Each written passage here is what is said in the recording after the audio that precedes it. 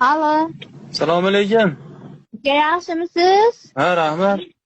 Anaqa mana fermerlarni teraklarini uchqanog'i jonimizga tegdi.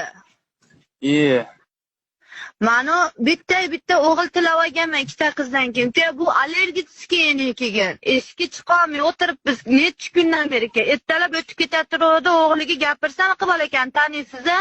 Ha. Gapirsam, terakka gapiringchi deydi. Meni erman qilgandek qilib.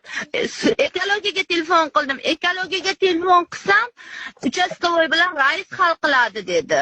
Bir yordam bering. Aynaqa uchastkovoy hal qiladi unaqa uchayotgan narsalarni. Hozir yangi qonunlarimiz chiqyapti, opa, xudo xolasa terak kesish bo'yicha uchastkovoylarni hammasini shunaqa uchaydigan teraklarga biriktiryapti hozir, opa.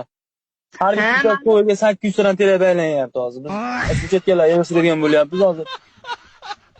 Bitta uchastkovoyga o'rtacha 800 ta 1000 tadan terak tushyapti, opa. Biz ash uchastkovoylar mana yangi haftadan xudo xolasa faqat terak aylanadigan bo'lyapmiz.